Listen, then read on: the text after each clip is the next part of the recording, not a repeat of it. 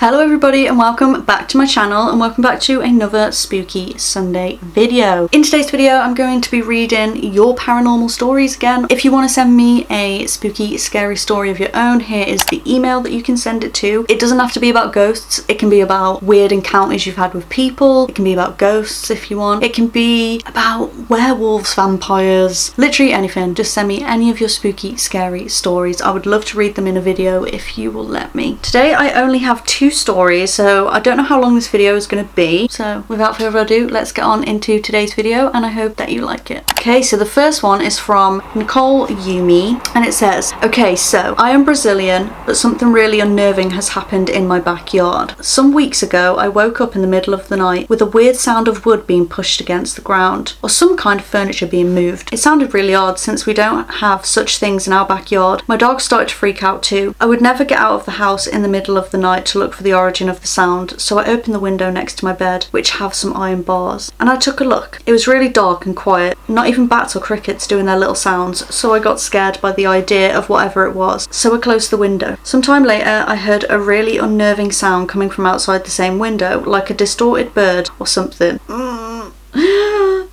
Tried to look again, and what a surprise when I found nothing again. I ignored it and went to sleep. In the morning I found out that all my little codornas, I'm sorry if I pronounced that wrong, kind of chicken, I don't know, were dead. No blood or flesh in sight, or footprints or a way for something to sneak in, only feathers. I was really shocked because I heard nothing besides the wood sound at night. I would hear their cries if they were attacked, and there was only one left alive, really still staring at us. I thought that maybe it was just too terrified or in shock to move, so I brought it inside my house. Shortly after, my sister got really sick and now she's at the hospital. So that's the story. That is a really weird story. Is there any folklore, is it called folklore? Is there any scary beasts that anybody knows of that would kill chickens without blood and things like that or whatever? I don't know, like I'm really unsure on mythical beasts. That was the word that I was looking for, mythical beasts. Is there anybody that has any mythical beasts that does this in their culture? If there is, please comment them down below. That's really scary though, especially now that your sister's got sick. It could be a coincidence though. Either way, I hope your sister is okay. I'm sure everything will be fine, and I'm sending you loads of love and healing and positive vibes, and I hope whatever it is goes away very soon. But be careful when you check the windows at night. Remember to act how you shout at the TV when a horror movie's on. That's probably really bad advice, but that's the advice that I would take. Alright, on to the next story. The title of this one says Spooky Sunday Story. Hi Khlo, I hope you're doing well. Here is my little spooky story for your spooky Sunday. So when I was younger, me, my brother, my sister and her friend went to an abandoned hotel where people would get married, which is supposed to be haunted from a death that happened there, where a bride fell down the stairs and died.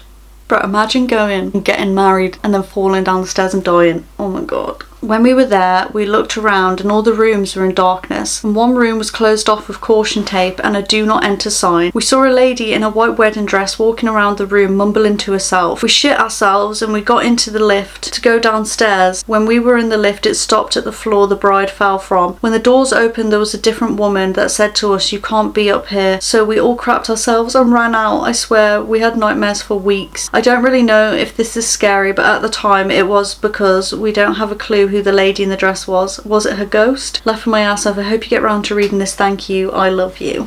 I love you too, but what the frick? I think that is scary, and I would crap myself as well, because it's all little coincidences all coming together into one big scary event. Do you know what I mean? Like, you've got the random woman in a wedding dress mumbling in a room, the creepy woman downstairs, the lift stopping on a certain floor where the bride died. I would be terrified. I wonder if the woman mumbling around in the room was the ghost, and I want to know what she was mumbling. I bet she was pissed off. She's just angry. She's like, I just got married and I just died.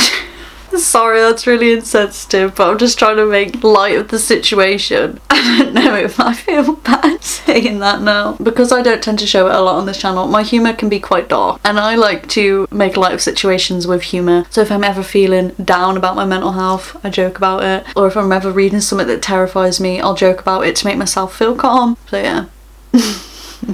I think we need another story. I'm gonna go on Reddit. So those are the 2 stories from all of you. Thank you so much for sending them in. I really appreciate it, and I love reading them because, again, I feel like I'm connecting with all of you, which is amazing. I'm gonna remind you of the email in case you want to send me any of your stories to be read in a different video. But I'm gonna go over to Reddit.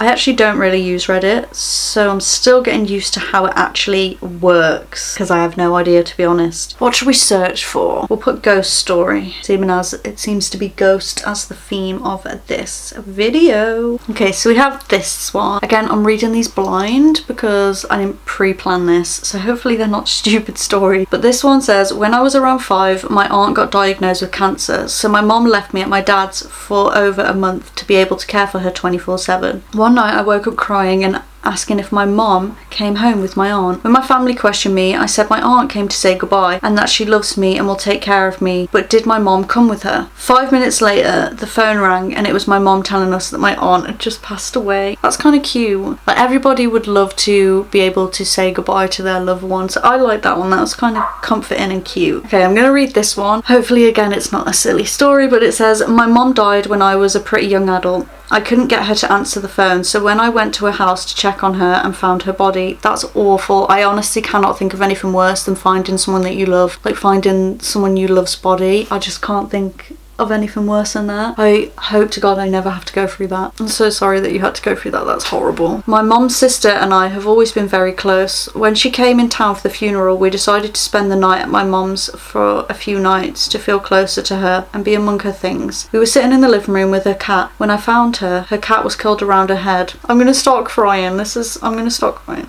She loved that cat. We were talking about her life and it got a little bit deep. We were both crying and hoping she was at peace. Suddenly the cat who was sitting between us jumped up and started hissing at the fireplace. Then the flue to the fireplace slammed shut really loud and scared the shit out of us. We then heard footsteps above us in her bedroom where she died. It was scary and not comforting for us or the cat. My mom committed suicide and had been really despondent after my dad died. She was also the kind of person who never wanted anyone to feel sorry for her. I think we got too personal about her life and pissed her off.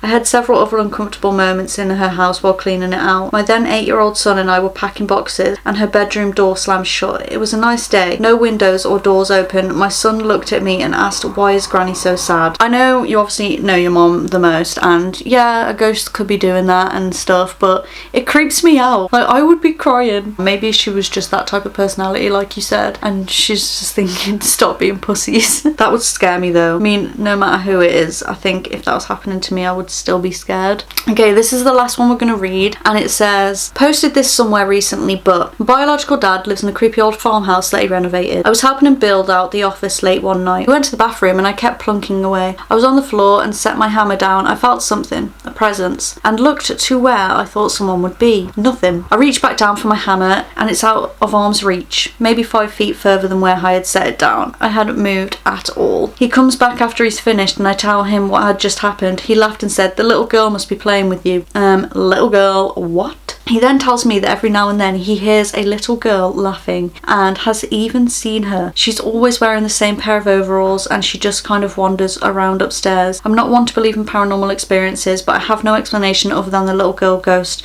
just wanted to play. Children ghosts are the creepiest. I don't know why people sometimes act like they're cute. Children ghosts are the creepiest, and also I swear that a lot of demons and stuff form into children to gain people's trust, and they also go into toys and stuff. I swear that's a thing. Correct me if I'm wrong in the comments, but I swear it's a thing that demons will morph into children to get